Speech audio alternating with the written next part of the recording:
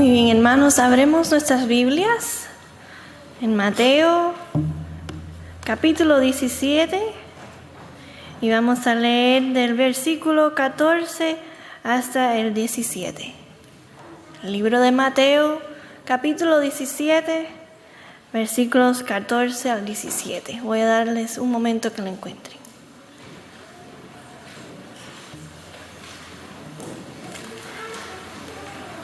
Y dice: cuando llegaron al gentío, un hombre se acercó a Jesús, se arrodilló y le rogó: Señor, ten compasión de mi hijo, que es lunático y padece mucho. Con frecuencia cae en el fuego o en el agua. Lo traje a tus discípulos y no lo pudieron sanar. Jesús replicó: generación incrédula y perversa, ¿hasta cuándo tengo que estar con vosotros? ¿Hasta cuándo os he de soportar? Traedlo acá. Que el Señor bendiga su palabra. Buenos días, hermanos, y nuevamente bienvenidos en este santo sábado a la casa del Señor. Es para mí un privilegio, como siempre, poder compartir con ustedes, el ver caras nuevas, caras que no hemos visto en algún tiempo. Qué bendición poder verlos. Siéntense en casa, siéntense como en su iglesia, y esperamos de que nos puedan acompañar y juntos aprender más de la palabra de Dios. En esta semana realmente es una semana que ha pasado bastante rápido. No sé si a ustedes les parece lo mismo, pero si me pongo a pensar, ya estamos en el día 11 de enero y parecía ayer que recién estábamos en el año pasado. Así que ha pasado tan rápido, ¿no? Pero vemos que las cosas, en cambio, en nuestras vidas a veces son tan rápidas que no nos damos cuenta de lo que o de la forma como Dios ha obrado en favor nuestro. ¿Cómo podemos mantenernos en este mundo todavía y teniendo las bendiciones de Dios, la protección de Dios? ¿Saben ustedes que recién hablaba esta mañana con los jóvenes en la escuela sabática, de que muchas veces, mejor dicho, de que me siento que ya no tengo la misma vitalidad o la misma agilidad que cuando tenía hace unos 20 años.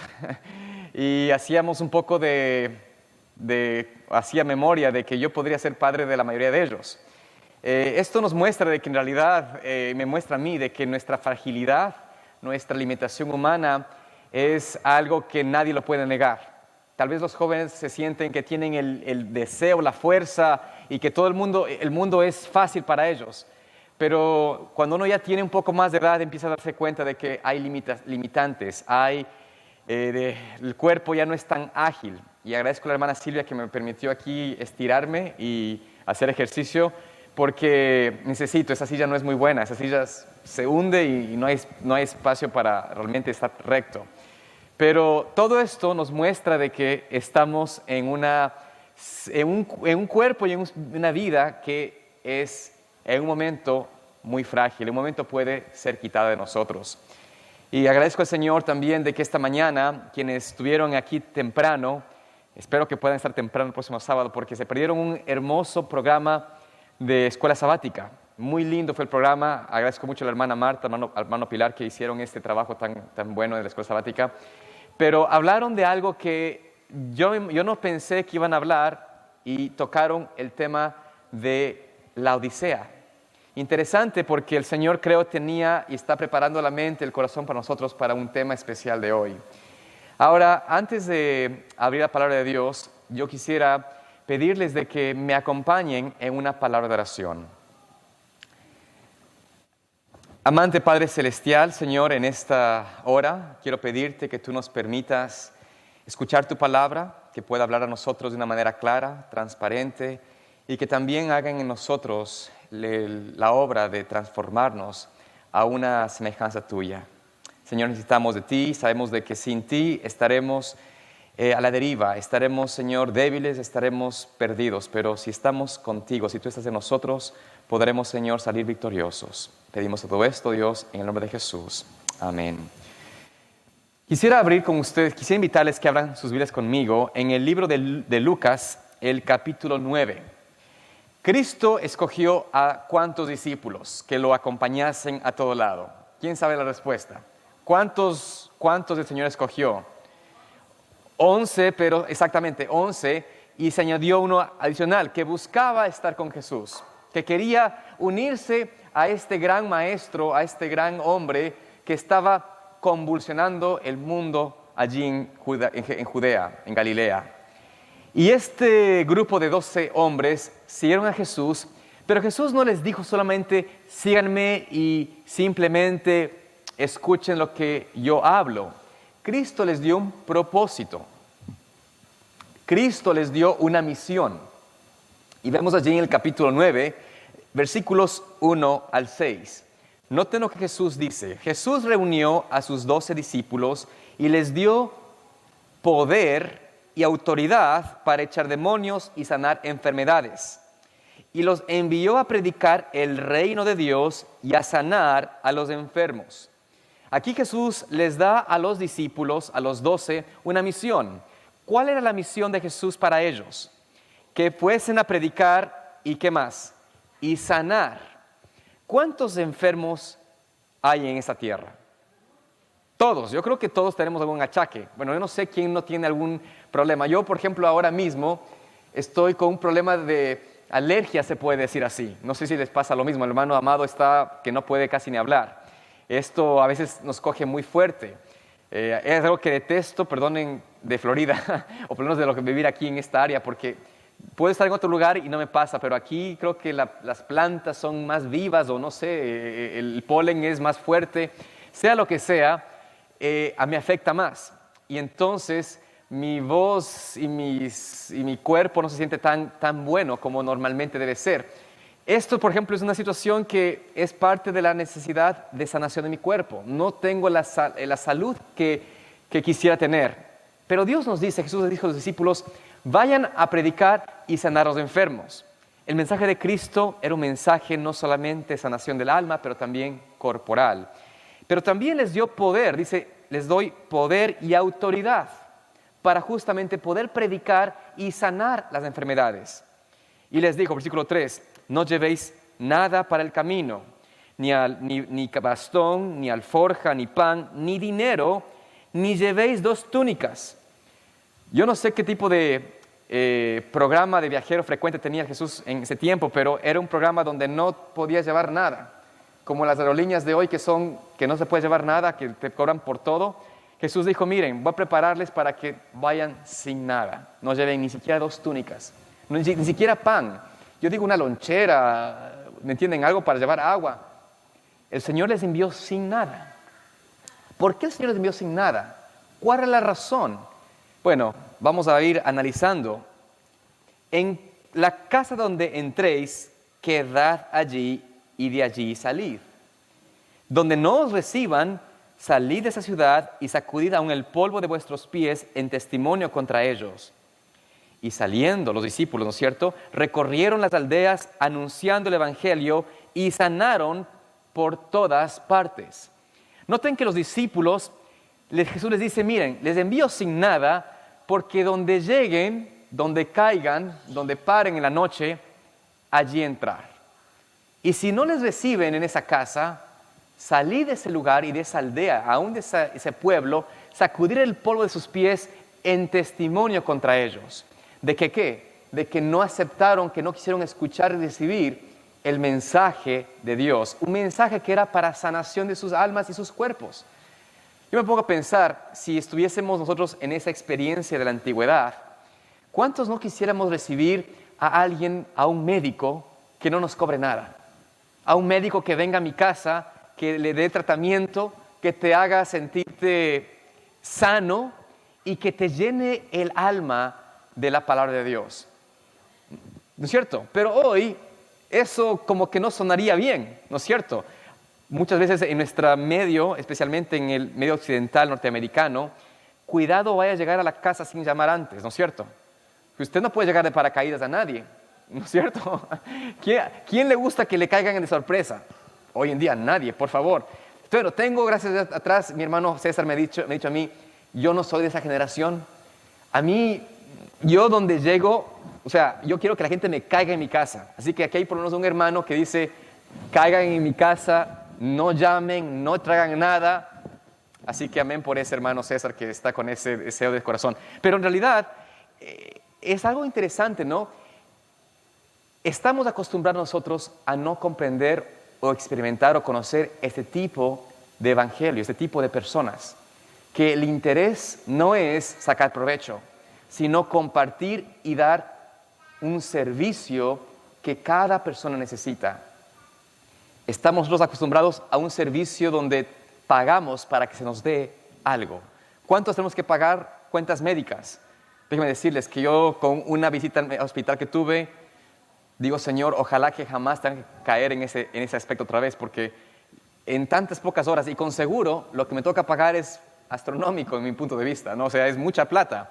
Pero Dios nos dice que no, que en cambio, cuando Él nos envía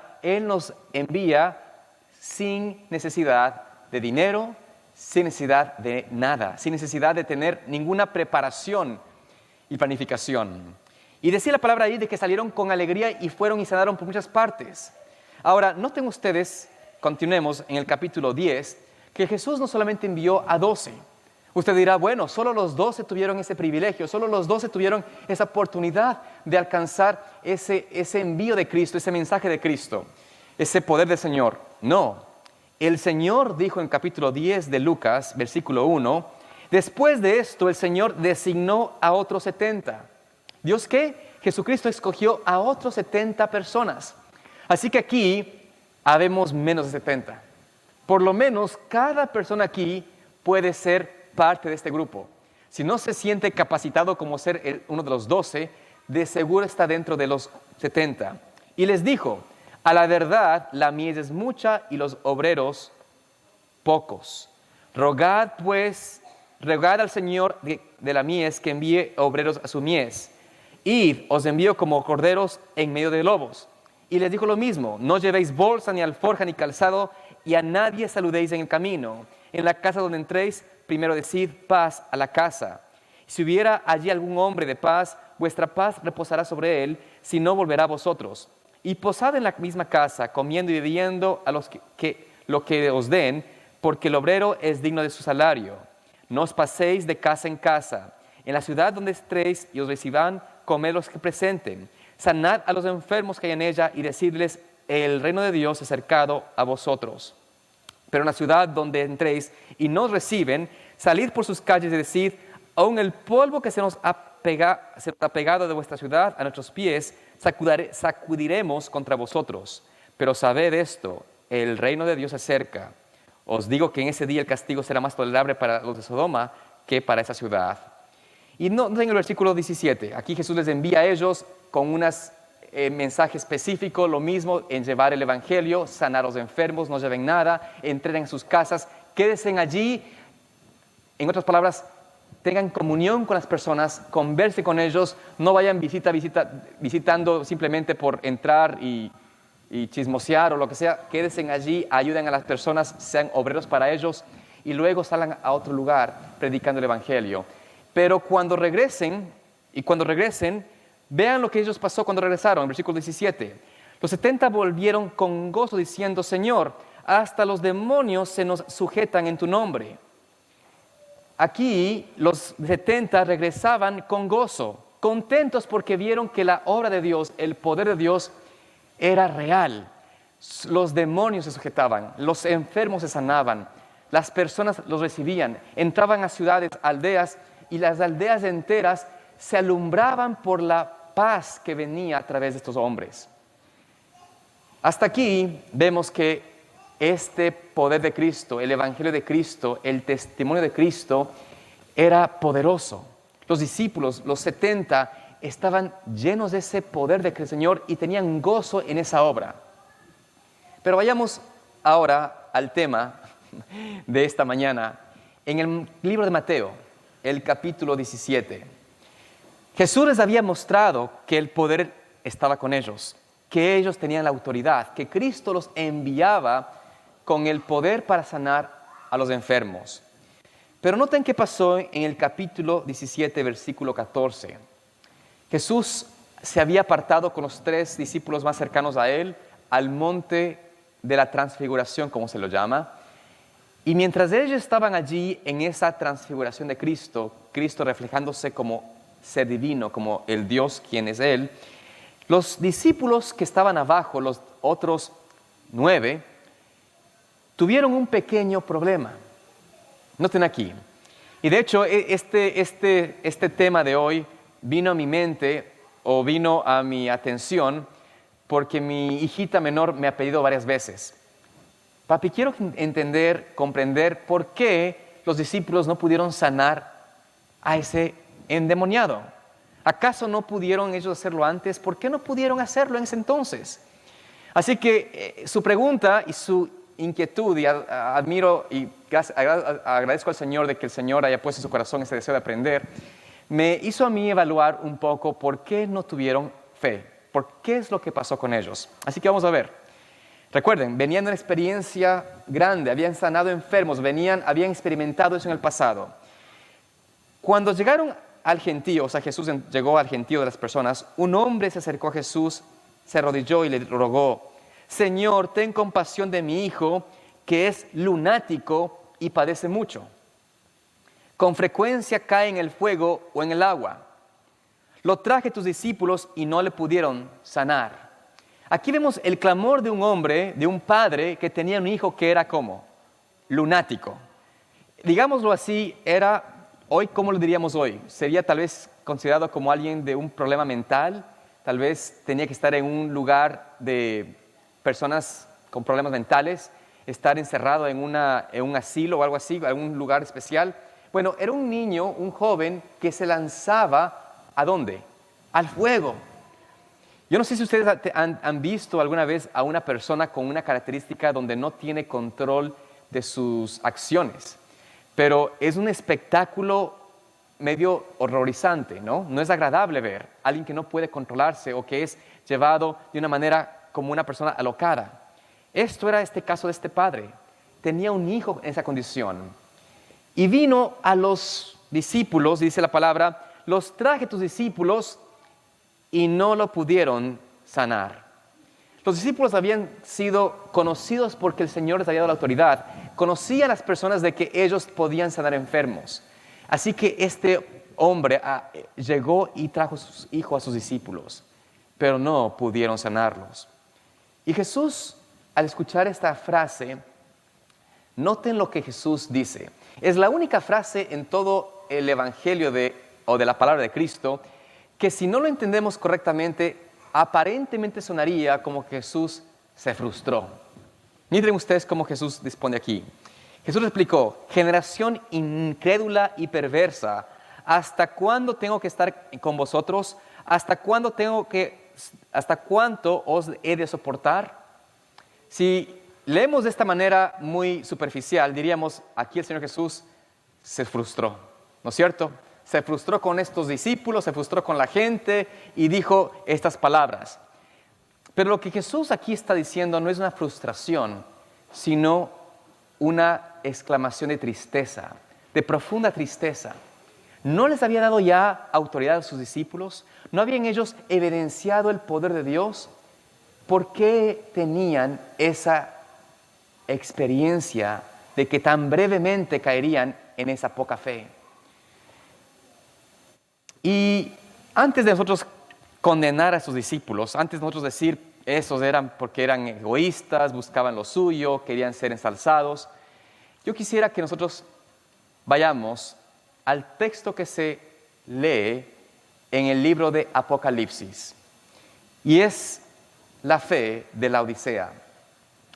En Apocalipsis 3:14 leemos: ¿qué tipo de experiencia tiene la Odisea? Si usted no conoce qué es la Odisea, no se sienta mal. Pero la Odisea, aparte de que era una ciudad real, literal, en la antigüedad, hoy en día Turquía, esta ciudad de la Odisea había una iglesia cristiana. Y el Señor Jesús reveló a Juan, el apóstol Juan, allí en la isla de Patmos, unos mensajes específicos para las iglesias. Pero esta iglesia de la Odisea no es una iglesia del pasado. es, dentro del plano profético, la última iglesia de Dios en el tiempo final. Es la séptima iglesia, la última iglesia, la iglesia que está cuando Cristo venga. La iglesia que debe estar presente cuando Jesús llegue por segunda vez. ¿Y qué tipo de iglesia es esta? ¿Qué tipo de fe tiene esta iglesia? Vayamos allí, versículo 14 del capítulo 3.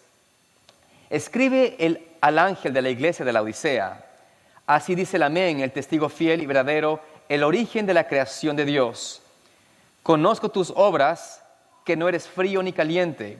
Ojalá fueses frío o caliente. Porque eres tibio, ni frío, ni caliente. Porque eres tibio, ni frío, ni caliente, estoy por vomitarte de mi boca.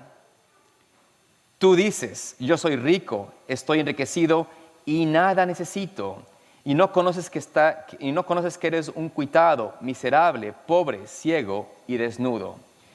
Describimos esta iglesia de la Odisea como una iglesia que es ni caliente ni tibia, ¿no es cierto? Que no es ni caliente ni fría, ni caliente ni fría, es como tibia.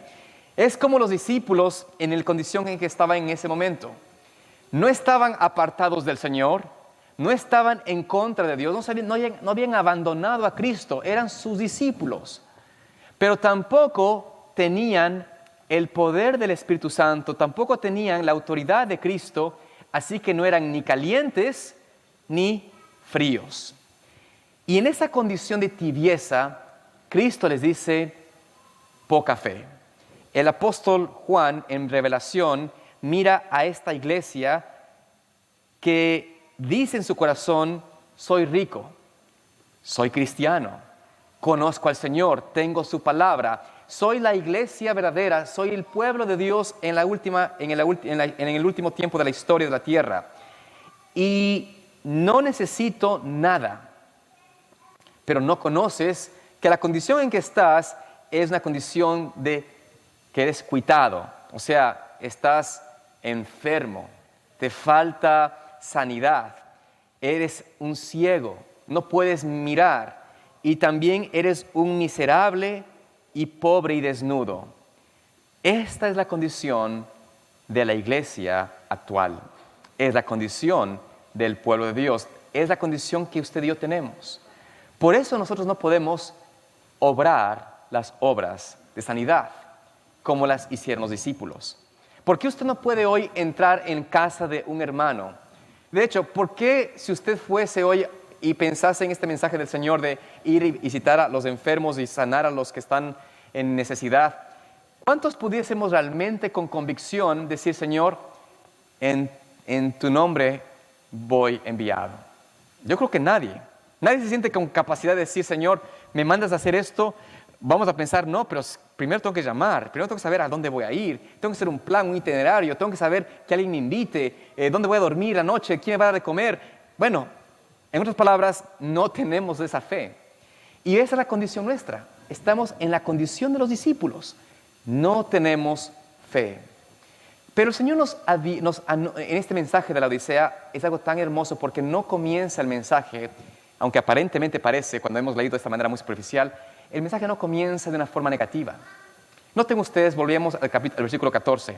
Noten ustedes qué dice aquí en este versículo. Importante, escribe el ángel de la iglesia de la Odisea. Así dice ¿quién? ¿El quién? El Amén, el testigo fiel y verdadero, el origen de la creación de Dios. La introducción de este mensaje es una introducción de un mandato del Señor en relación a sí mismo. Aquí vemos nosotros que el primer concepto es el Amén. Cristo se refiere a sí mismo como ¿qué? El Amén. ¿Qué significa el Amén? Cuando uno va a orar, ¿no es cierto? Uno dice en el nombre de Jesús, Amén, ¿no es cierto? O cuando alguien da un sermón o un tema, algo que a usted le impresiona, uno dice Amén. Hay gente que dice Amén. Pero si usted no sabe lo que está diciendo, es como que no tiene sentido. Amén es una palabra hebrea que se traduce o se expresa como una manera de expresar, de decir, sea así, sea esa experiencia en mí. Y por eso cuando uno dice en el nombre de Jesús, amén, está diciendo, Señor, lo que acabo de pedirte, lo que acabo de orar, lo que acabo de decir, lo que acabo de comunicar contigo, yo quiero que eso sea en mí una realidad, que sea una experiencia para mí.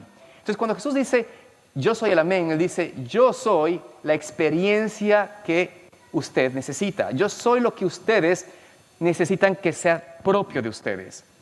Luego dice la palabra de Dios, vayamos a ver, dice aquí, en el capítulo, en el siguiente texto, el testigo fiel y como verdadero, ¿no es cierto? El testigo fiel y verdadero. Está hablando aquí de que Él es un testigo. ¿Cuándo usamos la palabra testigo? ¿Para qué se usa la palabra testigo? ¿Para qué se usa normalmente un testigo? En un juicio, ¿no es cierto? En un juicio para, por ejemplo, si usted le chocan el carro. ¿A cuántos le han chocado alguna vez el vehículo? Bueno, yo creo que a todos les ha pasado eso, ¿no? Que les ha chocado. Si usted es una persona que ha sido chocado y es la víctima, es bueno que haya un testigo que verifique a la policía, lo que sea, que el accidente no fue sino la causa de otro, ¿no es cierto? Un testigo es necesario porque el testigo es el que tiene la observación, el que tiene la fidelidad de decir las cosas como son verdad. Pero aquí Jesús dice que yo soy el testigo verdadero porque Él está diciendo de que lo que Él dice es absoluta verdad. En Jesús, su testimonio, sus palabras, no hay nada de especulación, nada que pueda ser tomado como una sugerencia o una idea propia. Lo que Cristo dice, lo que Cristo hace es verdad absoluta. Y los discípulos, cuando estaban en esa condición, no creyeron en esa verdad de Cristo. Cuando estaban allí con ese enfermo que vino a ese loco, esa persona que estaba lunática, cuando vieron a ese hombre, su corazón y su mente se había olvidado de la verdad, de la experiencia de Cristo en sus vidas, y por eso empezaron en esta fe tibia, en esta fe que no tiene poder. Pero también cuando nos dice aquí, volviendo al Apocalipsis capítulo 3, de que Él es el testigo fiel y verdadero, nos está hablando de que debemos escuchar lo que Él dice. Es un llamado, una apelación a nosotros a poner nuestro oído a sus palabras. Por algo la palabra de Dios nos dice de que la fe viene ¿por qué? Por el oír. ¿Y el oír por dónde? Por la palabra de Dios, ¿no es cierto? Romanos 10:17. Esta expresión no es una expresión simplemente literaria, es una realidad. La salida, la salud, la sanación de la condición de una fe pobre, una fe débil, una fe tibia, comienza poniendo atención a las palabras de Cristo. Y finalmente, miren ustedes lo que dice el Señor Jesús acerca de sí mismo en este mensaje de la Odisea, que Él es el comienzo de toda ¿qué? Creación. O se me perdió el versículo aquí, aquí. El origen o el comienzo de la creación de Dios. Esta expresión, yo quisiera que ustedes vayan y vean de que esta expresión de que el origen de la creación de Dios es una expresión que el Señor Jesús nos dice en Colosenses 1:14, en referencia a qué es esto. En Colosenses 1:14, vayamos brevemente allí, ¿qué es lo que el Señor habla en relación a esta experiencia de Cristo como la creación, como el origen de la creación? Yo quisiera que a veces las páginas no se peguen, pero eso pasa cuando no usamos la Biblia suficiente, ¿no es cierto? Parece que esto nos pasa. Ay, aquí estoy con este. Ok. Esta Biblia que compré. Ok, perfecto. Leemos aquí. Versículo 15. Cristo es la imagen del Dios invisible, el primogénito, el principal, el origen de toda creación. Por Él fueron creadas todas las cosas, las que están en los cielos y las que están en la tierra, visibles e invisibles, sean tronos, dominios, principados, autoridades. Todo fue creado por medio de Él y para Él, porque Cristo existía antes de todas las cosas y todas las cosas subsisten en Él. Si entendemos esto, cuando el mensaje se introduce a nosotros, es de comprender de que en Cristo está el origen o la creación de todo lo que usted y yo necesitamos. Si nosotros pensamos de que nuestra manera de sobrevivir es con mayor trabajo, mayor preocupación, mayor esfuerzo físico, de voluntad, estamos nosotros haciendo lo que todo el mundo hace. Estamos siguiendo lo que la condición del mundo y todos los otros seres humanos hacen. Buscan más tiempo, más horas de trabajo, buscan un mejor empleo, buscan la capacidad tal vez física, hacen ejercicio con el fin de poder trabajar más, producir más, tener más dinero. Pero Cristo nos dice de que todas las experiencias, todo lo que el cuerpo necesita, todo lo que nosotros necesitamos como seres humanos, puede y es proveniente de Dios. Cuando hablamos del aspecto físico, olvidamos muchas veces que Dios es el creador, el que puede realmente sanar. Vamos nosotros a los médicos, confiamos en ellos, y no quiero decir con esto de que no hay que ir a un médico, eso no es el punto, pero en realidad la razón por la que no tenemos fe como en el pasado, la razón por la cual no vemos las obras de Dios en nosotros, es porque no tenemos fe, y por eso tenemos que ir a un médico que nos sane. Pero Cristo quisiese que tuviésemos una fe donde vayamos a Él y pudiésemos experimentar esos milagros de Dios en nuestras vidas. El poder creativo de Dios, el poder que creó y que hizo que tengamos músculos, que tengamos dedos, que tengamos una mente, que provee que nuestros hijos nazcan, que provee que haya alimento en la tierra, que provee que el cielo se mantenga y se sostenga. Todo ese poder creativo de Dios está disponible al que va a Cristo. Esta es la introducción de la Odisea. Y este es un mensaje de fe y de esperanza, porque nos dice, Señor, la condición suya es mala. Yo conozco sus obras. Son obras de muerte. Son tibios. Pero la solución está en mí. La solución está en que puedan voltear su mente, su corazón, su cara, su rostro a mí. Y por eso, amados hermanos, me pregunto yo, ¿cuántos hacemos esa decisión diaria? ¿Cuántos vamos al Señor buscando de Él realmente conocer quién es Él, realmente ser como Él es, poder transformarnos a su semejanza, contemplarlo de tal manera que diga, Señor, yo quiero ser como tú fuiste? A veces cuando yo pienso en la manera como Jesús envió a los discípulos, me pregunto si es como lo que sucede hoy cuando uno tiene alguien que trabaja para uno, como un empleado o alguien que trabaja con uno, ¿no? Uno a veces da órdenes o da indicaciones. Haz esto, pon de esta manera. Pero ¿qué pasa cuando uno da la instrucción, ¿no es cierto? Y tiene que irse y a las 2 horas, le llaman por teléfono o le mandan una foto, lo que sea, y dicen, ¿es esto como debemos hacer o no? Y está mal hecho. ¿Cómo se sentiría uno, no? Frustrado, dice, como decir, pero te indiqué cómo debes hacer, te indiqué cómo tienes que hacer esto, ¿qué pasó? Gracias a Dios yo no tengo ese tipo de problemas muy a menudo, muy de vez en cuando me pasa eso. Pero en realidad es algo que como seres humanos yo pienso, el Señor nos dice, ¿cuántas veces les he hablado, les he mostrado en mis evangelios, en mis palabras, en la fórmula de salir de la desgracia? ¿Cuántas veces les he demostrado cómo podemos tener verdadera experiencia cristiana? ¿Cómo podemos tener fe? Y nosotros como personas tercas, quizás así, salimos de la iglesia y nos olvidamos. Al lunes ya estamos preocupados porque no tengo dinero para pagar la renta. O me preocupo porque no tengo la salud, o sea lo que sea, estoy preocupado constantemente. Escucho las noticias, veo que hay, como está pasando en Puerto Rico, tremendos problemas alrededor nuestro, y mi fe y mi confianza en el Señor se baja y no tengo experiencia, no tengo confianza en Dios. Esta es la condición que estamos constantemente. Pero por eso Dios nos dice, miren, en el versículo 17 de aquí de Apocalipsis 3, ¿qué es lo que Cristo nos dice que debemos hacer en relación a esto? 18. Por tanto, te aconsejo que compres de mí oro afinado en fuego, oro refinado en fuego, para que seas rico, vestimentas blancas para cubrir tu vergüenza de tu desnudez y colirio para ungir tus ojos y que puedas ver. Aquí hay 3 soluciones a la fe falsa, a la fe débil nuestra. Estas 3 cosas son interesantes. Quiero leerles una pequeña cita, de hecho quisiera que ustedes, si me pueden pasar en la pantalla, se encuentra en Testimonios para la Iglesia, tomo 3.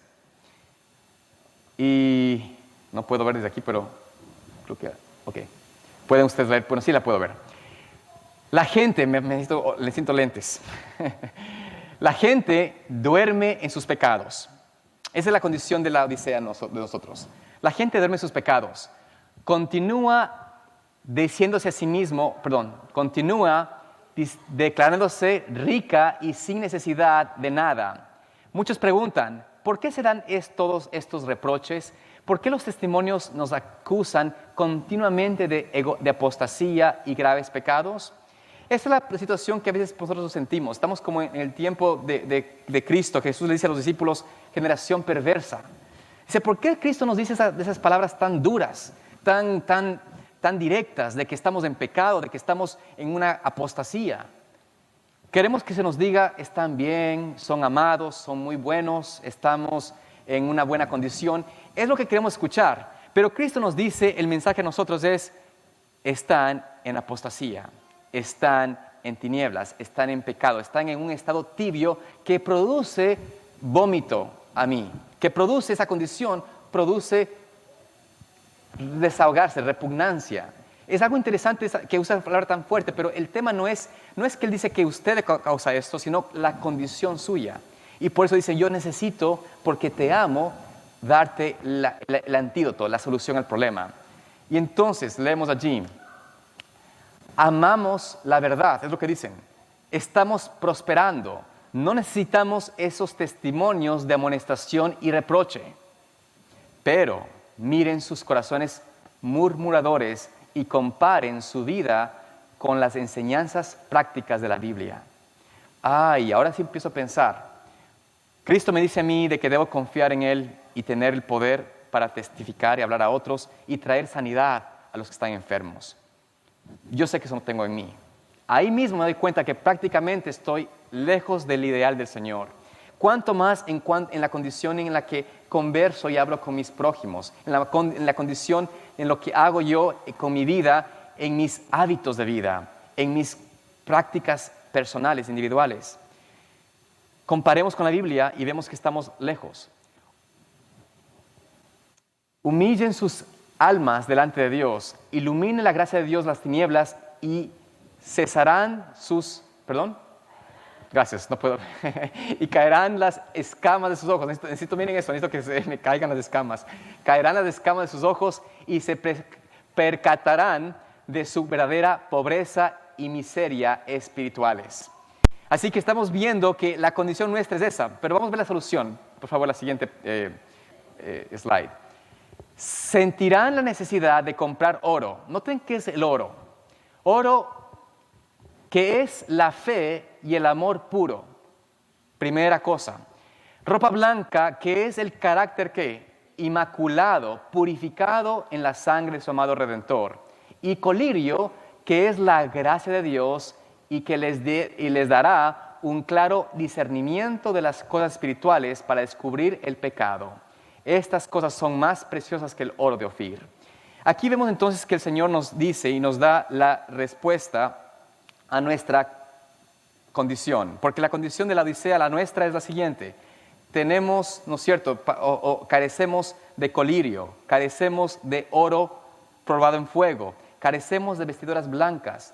Y el remedio de la Odisea, el remedio para nosotros es la gracia de Dios, ¿no es cierto? Es ese colirio que es la gracia de Dios, el poder de Dios de poder conocer y darnos cuenta de nuestros pecados. El segundo es el oro tratado en fuego. Esto es la fe pura y el amor a Dios, una fe pura y amor. Y finalmente las túnicas blancas, el carácter de Cristo. Estos tres elementos son los que nosotros como personas necesitamos. Y esta es la fe que el Señor quiere que podamos desarrollar. ¿Y cómo podemos transmitir esto de una forma tangible, una forma más práctica en nuestras vidas? Cristo nos dice lo siguiente. Si nosotros vemos en el Apocalipsis, habíamos estudiado estos versículos antes, pero tenemos en el Apocalipsis el capítulo 14, brevemente allí, el versículo 16. Perdón, el versículo 12. Noten aquí la condición del pueblo de Dios que tendrá. Aquí está la paciencia de los santos, los que guardan los mandamientos de Dios y la fe de Jesús. Aquí el Señor nos dice que es posible que el pueblo de Dios tenga esa fe verdadera. Es posible que tengan esa fe que realmente podrá mostrarse ante el mundo. Y entonces vemos en el capítulo 12 de Apocalipsis también cómo el Señor describe al pueblo de Dios que tendrá esa experiencia. Versículo 11, ellos lo han vencido por la sangre del Cordero y por la palabra del testimonio y no amaron su propia vida ni aun hasta la muerte. Aquí entonces vemos nosotros que la solución del problema nuestro es el poder tener la gracia de Dios, ese colirio de Dios, su gracia que es la sangre de Cristo, lo que nos limpia de los pecados, lo que nos purifica de toda maldad, lo que hace que yo pueda decir, Señor, yo quiero ser sano. Luego esta fe pura, ese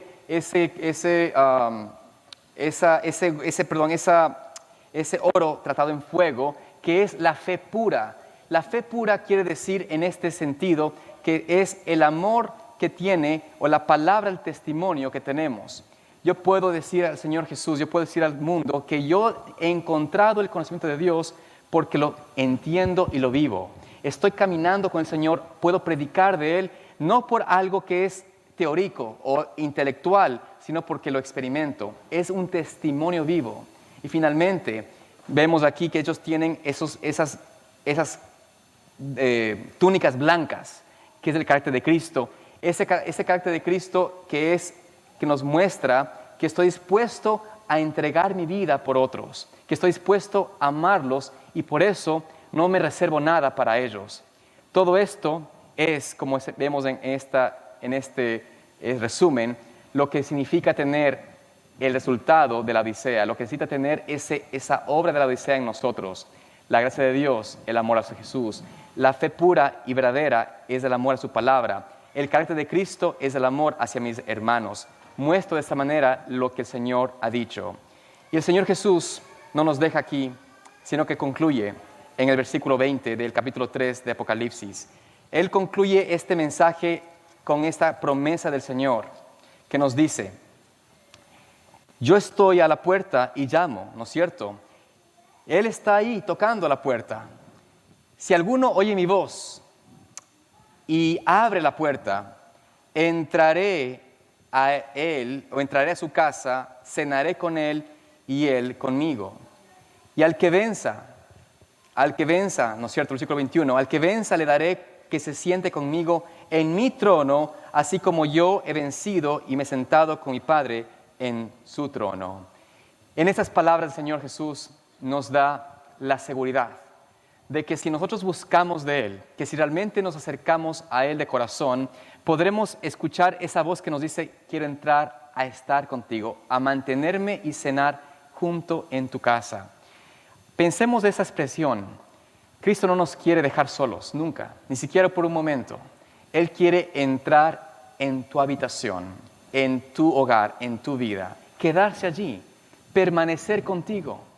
Esa experiencia no es una experiencia de un momento, de decir: Señor Jesús, hoy sí, mañana no. Él quiere permanecer en tu corazón. ¿Qué es lo que me impide hoy hacer eso? Lo hemos visto. Pero tal vez es necesario que pensemos en el tiempo que vivimos, en el tiempo que estamos, lo que les faltó a los discípulos, lo que me faltó a mí, lo que me falta a mí, es realmente esa comunión con el Señor Jesús. Hay una oportunidad hoy todavía de libertad, de escoger libremente con quién podemos servir. Es la oportunidad que tenemos, como lo hizo Josué, de elegir hoy a quién servir.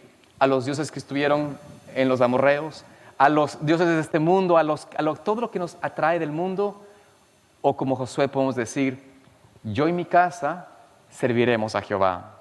Que el Señor nos permita tener esa experiencia y que nuestra fe pueda ser renovada, transformada a una fe victoriosa, a una fe que pueda decir, como dice el apóstol Juan en uno de los últimos versículos de Apocalipsis capítulo 22, versículo 20. Noten esa fe de Juan cuando escuchó a Jesús decir: el que testifica de estas cosas dice: ciertamente vengo en breve. Jesucristo dijo esas palabras. Jesús dijo esta palabra, esta frase. El testigo fiel dice, ciertamente, ¿qué cosa? Vengo en breve. He venido ya a tu corazón, he tocado tu puerta. ¿Has permitido que entre yo ahí? Y si estás conmigo, ciertamente, dice el Señor Jesús, vengo en breve. Y Juan respondió y dijo, amén, así sea. Ven, Señor Jesús. Que esa sea nuestra experiencia, que podamos como Juan decir, Señor, amén, así sea. Que yo pueda tener esa experiencia, que yo pueda tener esa convicción, esa fe de saber de que tú vienes pronto. Que Dios nos ayude en esta mañana y en esta semana a tener esa experiencia, es mi oración y petición a Dios, y rogamos de que el Señor nos ayude a encontrarnos muy pronto en su reino. Padre Celestial, en esta hora te agradecemos por tu palabra que debe ser la base única de nuestra fe.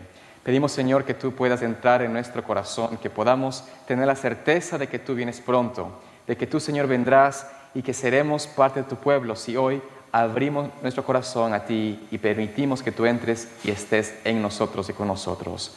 Danos, Señor, esa gracia, esa oportunidad de vivir esa experiencia y pedimos, oh Dios, de que podamos así ser una luz y una lumbrera al mundo que perece. Pedimos, Señor, todo esto en el nombre de Jesús. Amén.